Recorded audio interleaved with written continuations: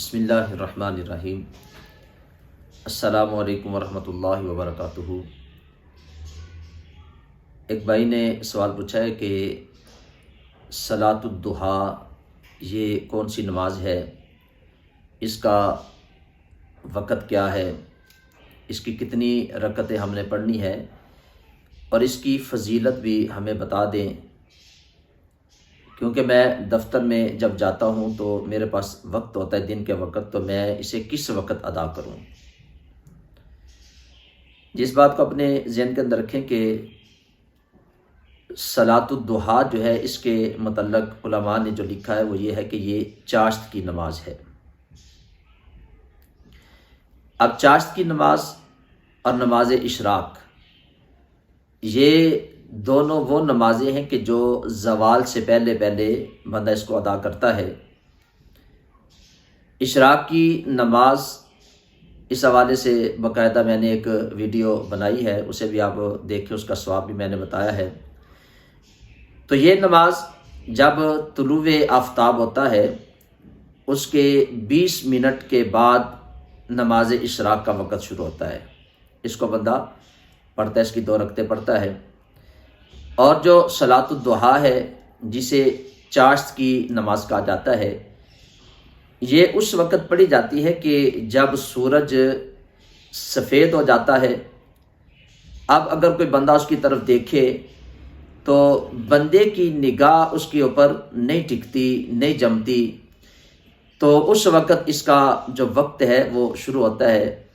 تقریباً کہہ لیں کہ اشراق کے تقریباً 1 گھنٹہ 1.5 گھنٹہ کے بعد اس کا وقت شروع ہوتا ہے۔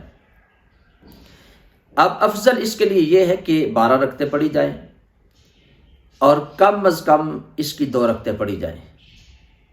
نبی پاک صلی اللہ علیہ وسلم نے ارشاد فرمایا، حضرت ابو ہریرہ رضی اللہ تعالیٰ عنہ اس حدیث پاک کو روایت کرتے ہیں، فرماتے ہیں کہ جو بندہ باقاعدگی کے ساتھ نماز چاشت کی 2 رکعتیں پڑھتا ہے تو اللہ کے پیارے رسول فرماتے ہیں کہ اس بندے کے اللہ تعالیٰ گناہوں کو معاف فرما دیتا ہے، اگرچہ اس بندے کے گناہ سمندر کی جھاگ سے بھی زیادہ ہوں۔ سبحان اللہ، کتنا اس کا اجر ہے کہ سمندر کی جھاگ کے برابر بھی اگر بندے کے گناہ ہیں تو صرف 2 رکعتیں پڑھنے سے اللہ تعالیٰ ان گناہوں کو معاف فرما دیتا ہے۔ تو جب 2 رکعتیں پڑھنے کا اتنا اجر اور ثواب ہے، تو جو اس کی 12 رکعتیں پڑھتا ہے جو افضل ہے، تو اسے کتنا اجر و ثواب ملے گا۔ اور دوسری حدیث پاک کے اندر آتا ہے، نبی پاک صلی اللہ علیہ وسلم نے ارشاد فرمایا کہ جو بندہ نماز چاشت جو ہے اس کو ادا کرتا ہے، یہ نفلی عبادت جو ہے اس کو کرتا ہے، تو اللہ تعالیٰ اس بندے کے لیے جنت میں سونے کا ایک محل بناتا ہے۔ سبحان اللہ۔ تو یہ اعزاز صرف مسلمانوں کو اللہ تعالیٰ نے عطا فرمایا ہے۔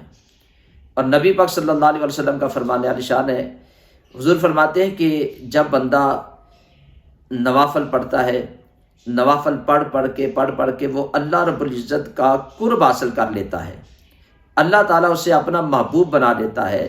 حدیث قدسی ہے یہ، اللہ تعالیٰ فرماتا ہے کہ جو بندہ نفل پڑھتا رہتا ہے یہاں تک کہ وہ اللہ کا مقرب ہو جاتا ہے، اللہ اسے اپنا محبوب بنا لیتا ہے، تو یہ ہماری خوش قسمتی ہے کہ اللہ رب العزت نے ہمیں اپنا بندہ بنایا۔ بندہ بنانے کے بعد ہمارے اوپر یہ فضل اور کرم کیا کہ اپنے محبوب کا امتی بنایا، اور پھر اپنے محبوب کا امتی بنا کے اپنے محبوب کی امت کو نماز کا تحفہ دیا۔ 5 وقت نماز پڑھنے کے بعد بندہ جب ان نوافل کا اہتمام کرتا ہے، یہ نوافل پڑھتا ہے، تو ان نفلوں کے ذریعے بندہ اللہ کا مقرب بندہ بن جاتا ہے، اللہ تعالیٰ اسے اپنا محبوب بنا دیتا ہے۔ تو اگر ہم چاہتے ہیں کہ ہم بھی اللہ رب العزت کا قرب حاصل کریں، اللہ تعالیٰ کی خوشنودی ہمیں بھی حاصل ہو جائے، تو فرائض کے ساتھ ساتھ ان نوافل کا بھی اہتمام کیا کریں۔ تو یہ جو نماز چاشت ہے، اس کے حوالے سے مجھے امید ہے کہ میرے بھائی کو سمجھ آ گئی ہوگی۔ یہ تقریباً سورج نکلنے کے 1.5 گھنٹہ بعد تقریباً اس کا وقت شروع ہوتا ہے۔